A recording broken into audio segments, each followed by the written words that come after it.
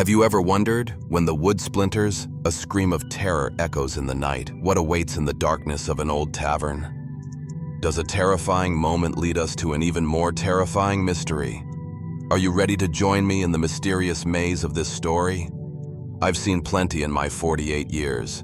Dust storms that choke the sky, cattle drives that break a man's back, and men who'd sell their souls for a bottle of whiskey. But nothing, not one damn thing, prepared me for what I saw that morning in Dustfield. The sun was barely up, clawing its way over the horizon, painting the main street in a sickly yellow glow. My boots crunched against the hard-packed dirt as I led my horse Rusty toward McCready's saloon. I needed a drink, just one, to wash away the ache in my bones after a long ride. But then I saw it, right there in the middle of the street like some twisted shrine to this godforsaken town's cruelty, a rusted iron cage. Before we dive into this wild western tale, smash that like button if you're ready for some grit and glory, and drop a 1 in the comments to join the posse. Stick around for a twist that'll knock your boots off.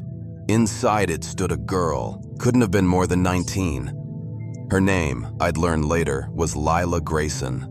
Her blonde hair hung in tangled strands, matted with sweat and grime, sticking to her tear-streaked cheeks. Her dress, once pale blue, was torn at the shoulder, flapping like a broken wing. She was so small, so frail, barely 100 pounds, I reckoned, like a sparrow caught in a trap.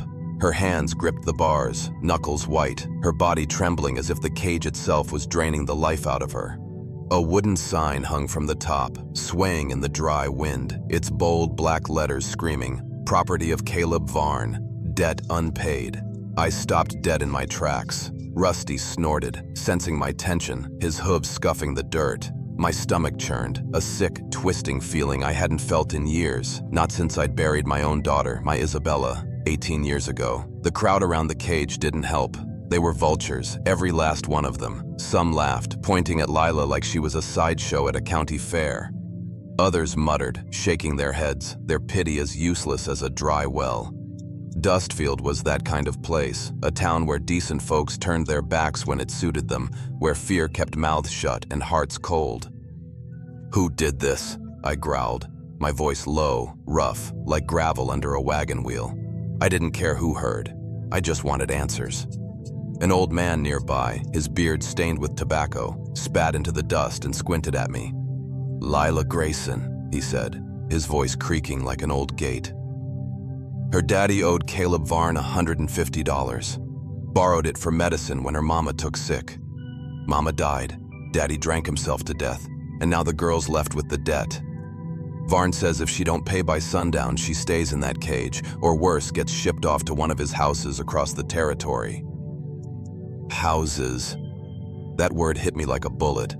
I knew what Varn's houses were, brothels and gambling dens, scattered like poison weeds from here to El Paso. Places where girls like Lila disappeared, their names forgotten, their lives ground into dust. I felt my hands tighten on Rusty's reins, the leather biting into my palms. $150. Might as well have been $1 million for a girl like her. Hell, it was more than most folks in Dustfield saw in a year. I pushed through the crowd, my boots kicking up clouds of dust with every step. The closer I got, the worse it looked. Lila's eyes were red, swollen from crying, but there was something else in them. Fear, sure, but also a flicker of defiance, like a candle refusing to go out in a storm. She pressed her back against the bars, her shoulders hunched, as if she could shrink away from the jeering faces. Up close, I saw the bruises on her wrists, purple and raw where the iron had cut into her skin. My chest tightened, and for a moment I couldn't breathe. Those bruises, that look in her eyes, it was like staring into the past, into a grave I'd spent 18 years trying to forget. "Get back, Silas Kane," a voice called from the crowd. I recognized it. Old man Tatum, the blacksmith, always quick to stick his nose where it didn't belong. "Ain't your business. You don't want trouble with Varn." I ignored him. Trouble with Varn was the least of my worries. I'd faced worse than him. Cattle rustlers, blizzards, men with quicker hands and meaner hearts. But this was different. This wasn't just about a debt or a cage. This was about a girl who didn't deserve to be treated like livestock, who reminded me too much of the daughter I'd failed. I stepped closer, close enough to hear Lila's shallow breaths, the soft whimper she tried to choke back. "Hey," I said, my voice softer than I meant it to be. She flinched, her eyes darting to mine, wide and wild like a trapped animal's. "You got a name, girl?" She hesitated, her lips trembling.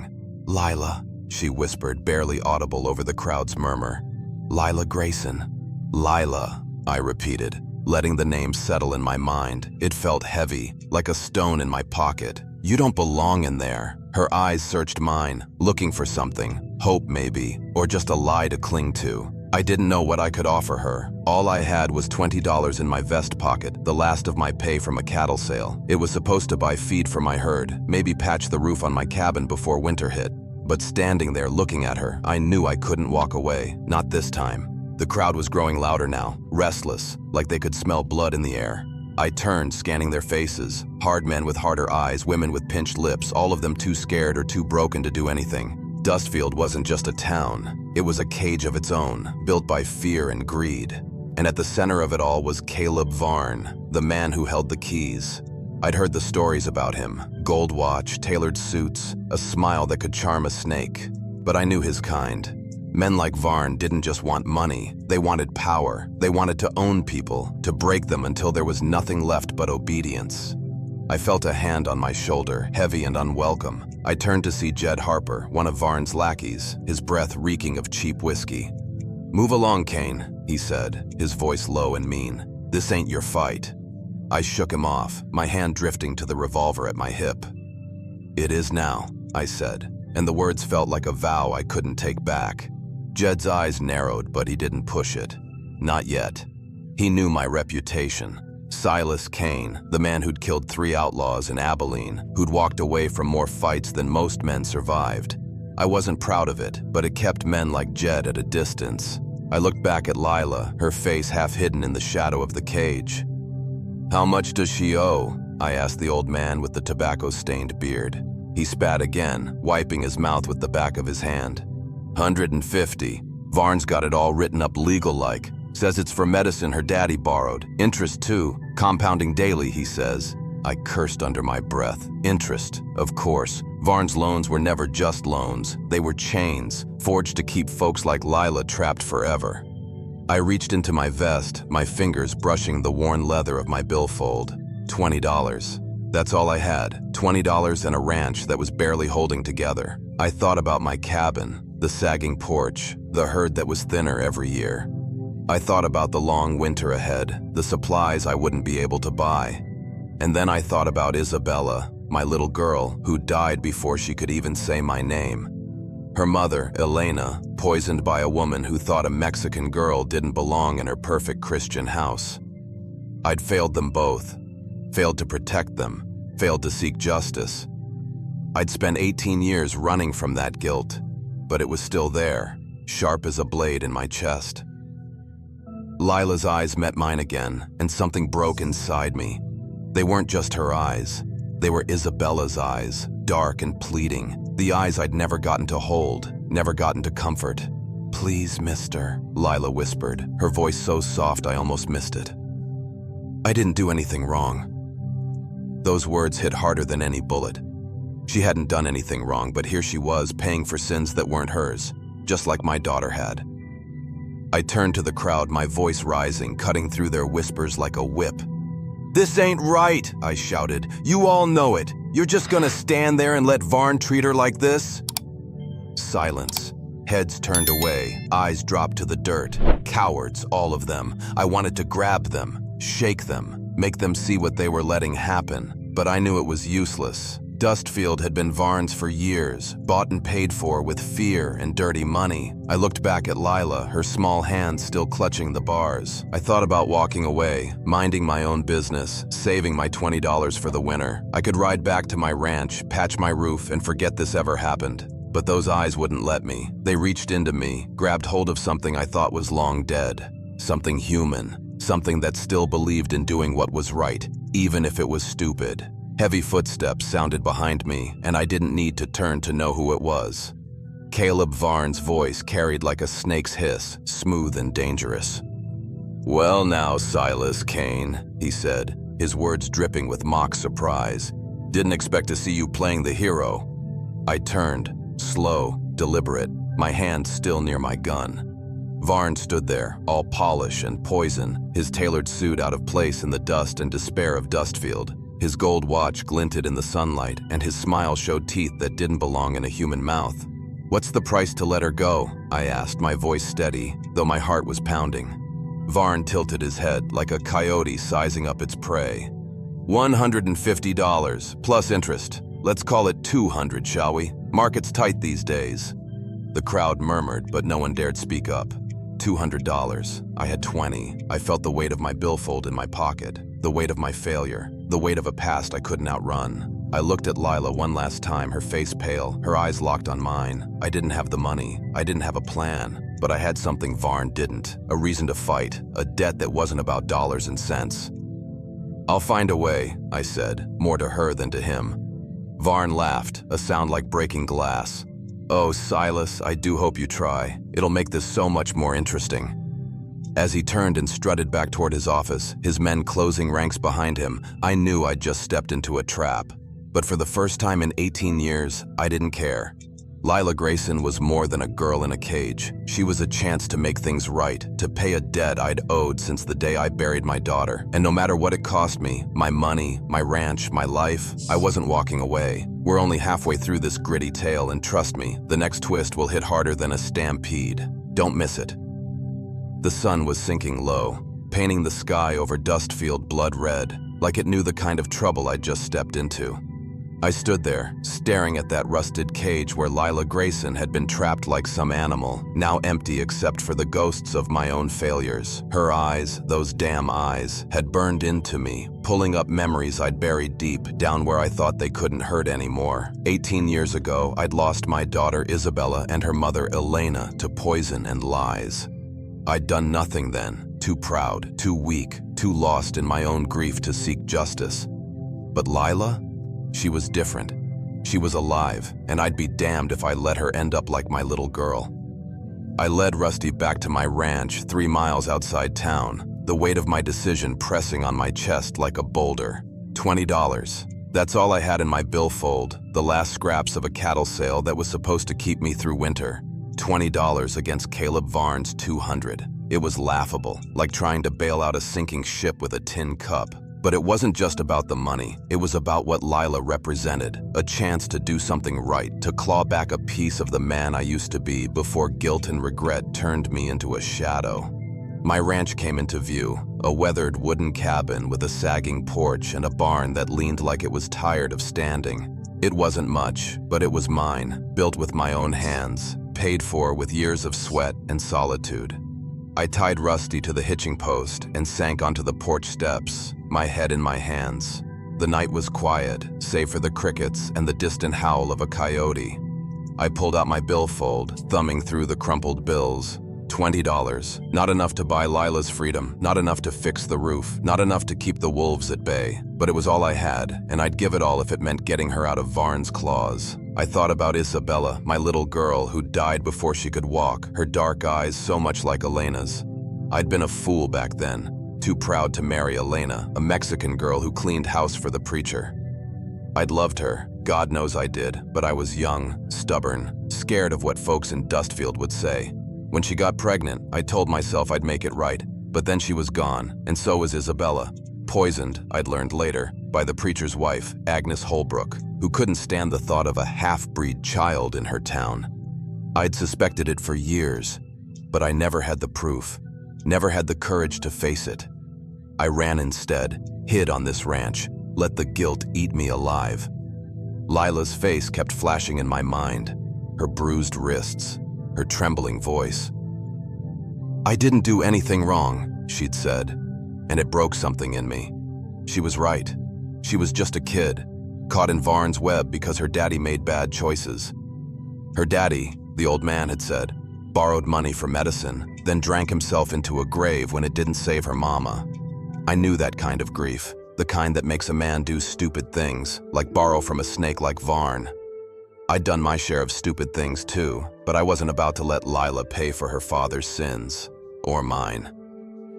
I stood, pacing the porch, my boots creaking against the worn boards. The stars were out now, sharp and cold, like they were judging me. I thought about Varn, his gold watch, his slick smile, the way he'd looked at Lila like she was a prize to be sold. I'd heard the stories, girls shipped off to his houses, never seen again, their names erased like they'd never existed. I couldn't let that happen to her. But $200? I'd have to sell my herd, my land, maybe my soul to come up with that kind of money. And even then, Varn wasn't the type to let a debt go easy. He'd add interest, change the terms, keep Lila in his grip until she broke. I went inside, the cabin dark except for the flicker of a single lantern. My bed was a straw mattress in the corner, my table a slab of pine I'd cut myself. On the wall hung a small wooden box, the only thing I'd kept from those days with Elena.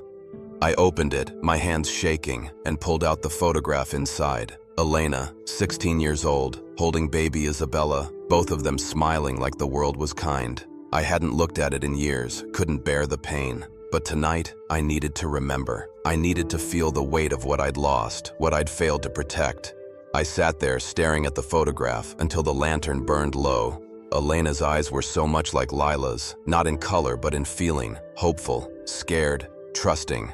I'd let Elena down, let Isabella down, but I wouldn't let Lila down. I didn't know how I'd do it, but I'd find a way. I'd walk into Dustfield tomorrow, face Varn, and offer him everything I had. If he wanted more, I'd give him my labor, my blood, whatever it took. Because regionally, I tucked the photograph back into the box, my chest tight. Tomorrow, I'd ride into town and make my stand. I didn't know if I'd come out alive, but I knew one thing for sure. I wasn't running anymore. Lila Grayson wasn't my daughter, but she was somebody's, and I'd be damned if I let Varn take her future the way Agnes Holbrook took mine. As I climbed into bed, the photograph still in my hand, I made a promise to myself. Whatever it cost, whatever it took, Lila was walking out of Dustfield free. And maybe, just maybe, I'd find a piece of my own redemption along the way. Morning came too soon, the sky a bruised purple as I saddled Rusty and headed for Dustfield. My gut was knotted tighter than a hangman's noose, but I didn't let it show. Lila was still out there somewhere, probably scared out of her mind, and I had to move fast. The ride into town was quiet, the only sound Rusty's hooves against the dirt and the pounding of my own heart. I kept seeing her face, those bruised wrists, the way she'd whispered, "I didn't do anything wrong." Every time I closed my eyes, it wasn't just Lila I saw, it was Isabella, my little girl, gone before I could save her. I wouldn't fail again. Dustfield was waking up when I got there, shopkeepers sweeping their stoops, the saloon already buzzing with early drinkers. The cage was gone, hauled away sometime in the night, but the memory of it burned in my mind. I tied Rusty outside McCready's saloon and pushed through the batwing doors, the smell of stale beer and tobacco hitting me like a slap. Caleb Varn's office was at the back, a polished oak door with his name carved in gold lettering. I didn't knock. I wasn't in the mood for manners. Varn was behind his desk, his gold watch glinting as he scribbled in a ledger. He looked up, that snake smile spreading across his face. "Silas Kane," he drawled, leaning back in his chair. "Didn't think you'd have the guts to show." I didn't bother with pleasantries. "Let the girl go," I said, my voice low, steady, though every muscle in my body was coiled tight. "Name your price." He laughed, a sharp grating sound. $200 like I said yesterday. But you don't have that kind of money, do you, Kane? I pulled out my billfold, slapped the $20 on his desk. "That's a start. I'll get the rest." Varn's smile widened, showing teeth that didn't belong in a man's mouth. $20? That's not even close. And besides, the terms have changed. Interest, you see, compounding daily. It's $250 now. I felt the air leave my lungs. $250. He was playing with me, tightening the screws just because he could.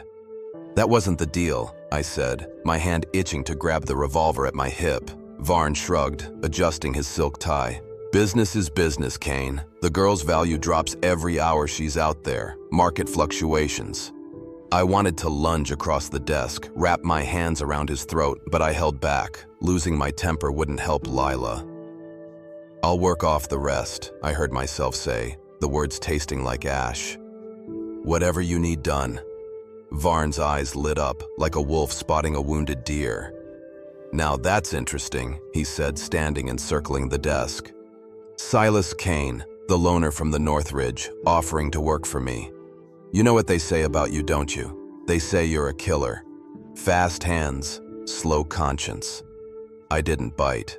The stories about Abilene weren't lies, but they weren't the whole truth either. Do we have a deal or not? I growled. Varn stopped in front of me, close enough I could smell his expensive cologne. Here's the deal, he said, his voice low, dangerous. You work for me for 1 month, starting with a job tomorrow. Widow Cole, out on Creek Road. She's late on her payments. Convince her to sell her farm, and Lila's debt is cleared. I knew Hannah Cole. She was 65, maybe 70, working 40 acres alone since her husband died. Varn's convince didn't mean a friendly chat. It meant threats, maybe worse. My stomach twisted, but I thought of Lila, those bruises, that cage. Fine, I said, the word heavy as lead. Varn clapped his hands together, like he'd just won a poker game. Excellent. I'll have my men deliver the girl to your ranch tonight. But Silas, don't disappoint me. I don't give second chances. I left his office, my head spinning. I'd just sold my soul to the devil, and for what? A girl I didn't even know. But as I stepped back into the dusty street, I saw her face again, those eyes that looked so much like Isabella's. I couldn't walk away. Not this time. That night, true to his word, Varn's men brought Lila to my ranch. She was shaking, her dress still torn, her eyes wide with fear and confusion. I helped her down from the wagon, her weight so light it scared me. You're safe now, I said, but the lie burned my tongue. Nobody was safe with Varn involved. I settled her in my cabin, gave her a blanket and some coffee, but she barely spoke. When she finally did, her voice was small, broken. Why'd you do it, mister? You don't even know me. I didn't know how to answer. How do you explain 18 years of guilt, of waking up every night with the ghosts of the people you failed?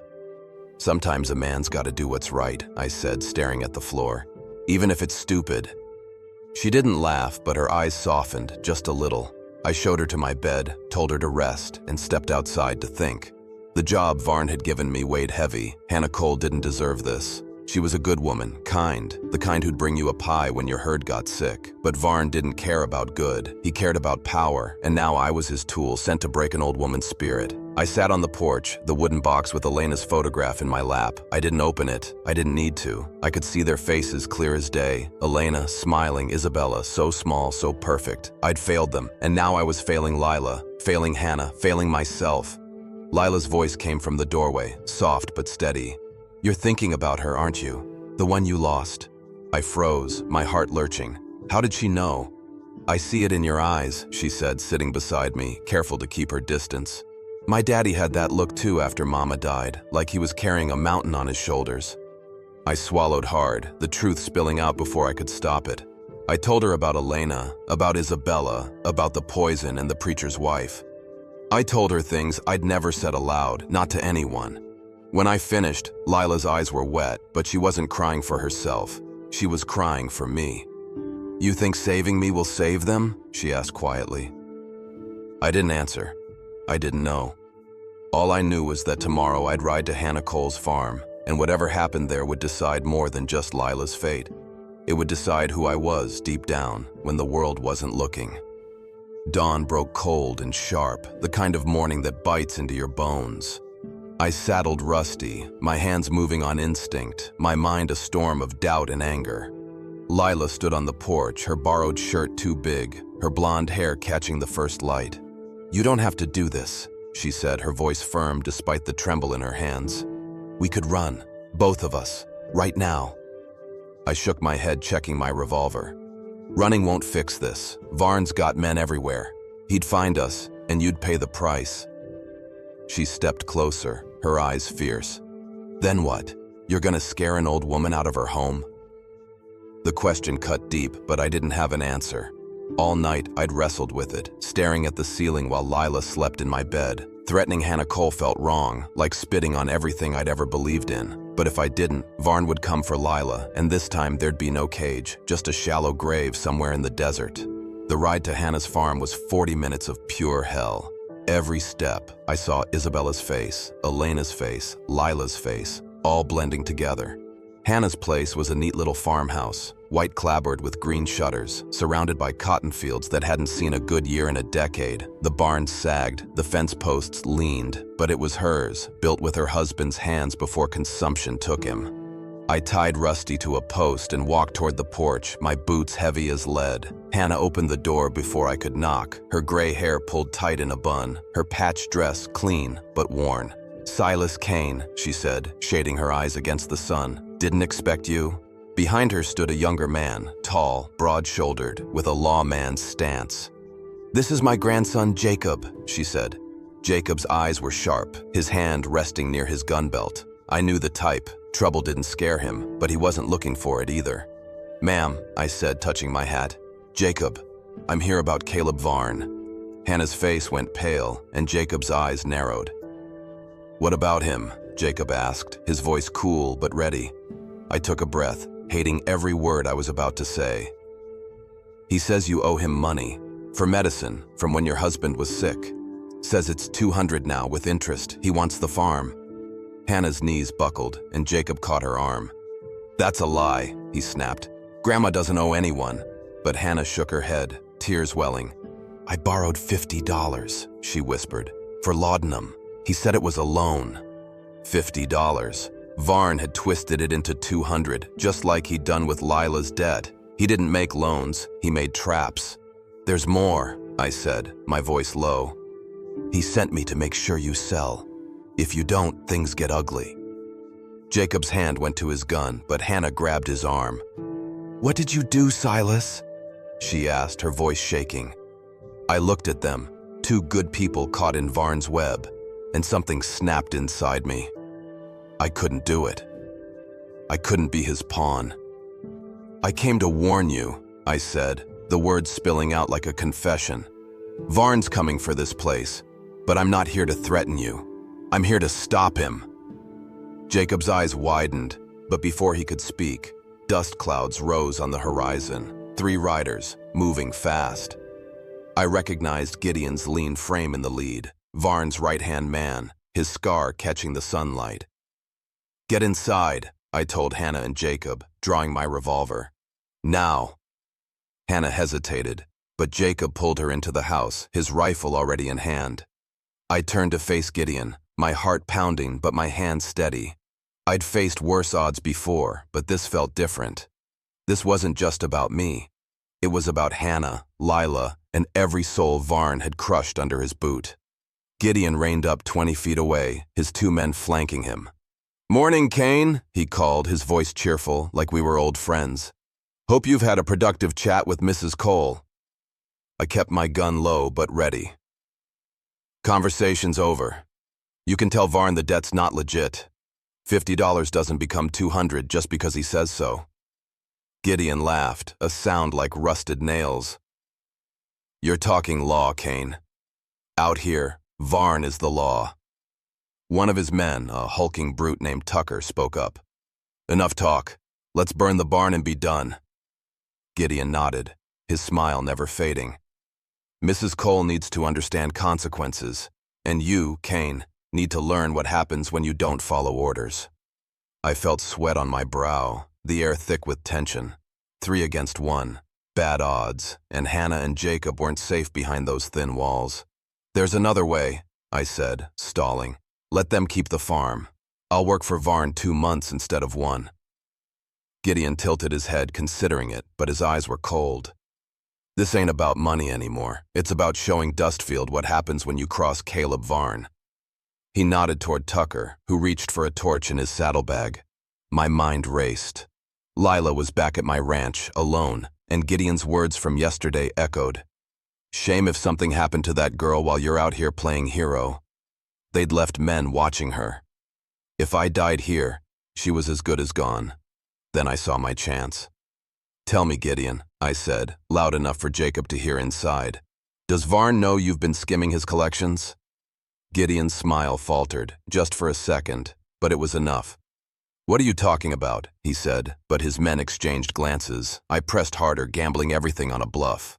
I saw you take 80 from Williams last month, but you told Varn it was 60. And the Morrison debt? Marked uncollectible, but Morrison's been dead for years. Tucker's eyes flicked to Gideon, doubt creeping in. You serious, Kane? He growled. I stepped forward, my voice steady. I've got a ledger. Dates, amounts, witnesses. What's Varn gonna do when he finds out you've been stealing? The yard went quiet, the tension thick enough to choke on.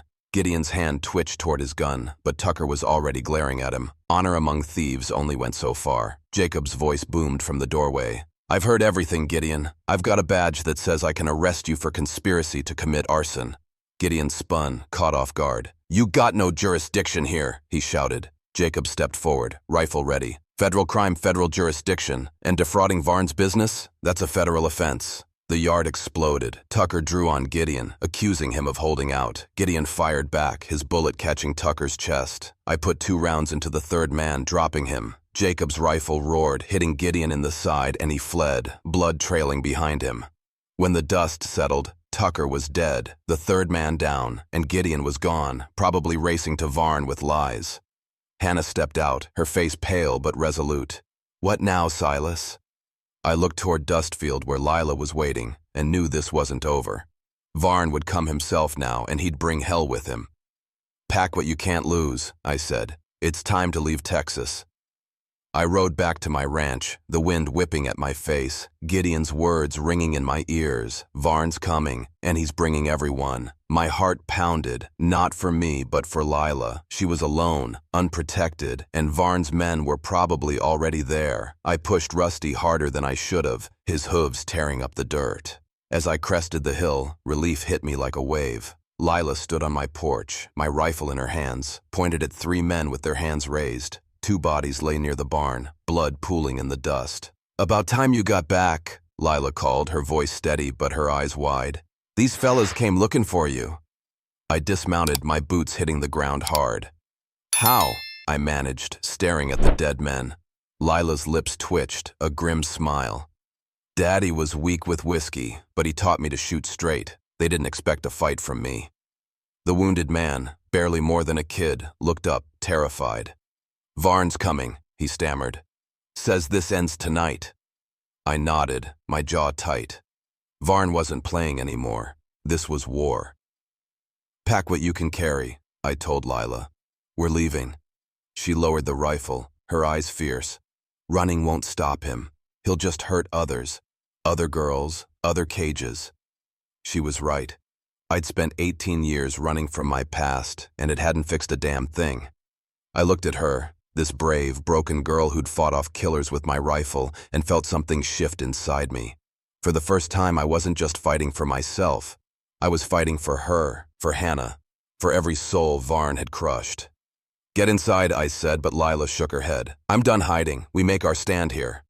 The thunder of hooves came from the direction of town. I counted 15 riders, Varn in the center, his suit pristine despite the dust. But another group approached from the east, Jacob Cole and 5 men, all wearing badges. The territorial marshal had arrived early and he'd brought deputies. The 2 groups converged on my ranch, Varn's men forming a semicircle, guns drawn but hesitant. The lawmen lined up between us and the house, their authority clear. Cornelius Varn, the marshal called, his voice cutting through the tension. You're under arrest for conspiracy, extortion, and illegal debt collection. Varn laughed, bitter and sharp. I own this county. Jacob stepped forward, rifle ready. Federal law trumps your corruption. For a moment, everything hung in the balance. Then Varn snarled, Kill them all! The yard erupted in gunfire. Varn's men, caught in a crossfire, had no cover. The marshal's deputies were professionals, their shots precise. Within minutes, half of Varn's men were down, dead or wounded. Varn took a bullet from Jacob's rifle, falling behind a water trough, blood foaming on his lips. I found him there, gasping, his empire crumbling around him. Should have taken the deal, he wheezed. I knelt beside him. Some things aren't for sale. Varn died alone, his expensive boots caked in Texas dirt. The cleanup took hours. Bodies to bury, statements to give. As the sun set, Lila sat beside me on the porch, her hands still gripping my rifle. It's over, she said softly. This part is, I replied, but my mind was already on Dustfield. One thing left to do. The next morning, we rode into town. The marshal was at the sheriff's office processing prisoners. Agnes Holbrook sat in a cell, her face crumpled, the weight of her crimes finally catching up. Varn's ledgers had detailed her murders, Elena and Isabella poisoned 18 years ago. She confessed, the marshal said watching you and Lila made her realize some debts have to be paid. I looked at Agnes, expecting to feel something, rage, triumph, anything, but there was only emptiness. Justice couldn't bring them back. What now? Lila asked as we stepped into the sunlight. I looked at her, this girl who'd given me a reason to fight. We build something new, I said, somewhere far from here. We left Dustfield that afternoon, a wagon loaded with what little we owned. 2 years later, we had a small farm in Wyoming. Lila and I married, and our daughter named Elena was born the next spring. The past was still there, heavy as ever, but with Lila by my side, I was riding towards something worth fighting for, a future, a family, a chance to be whole again.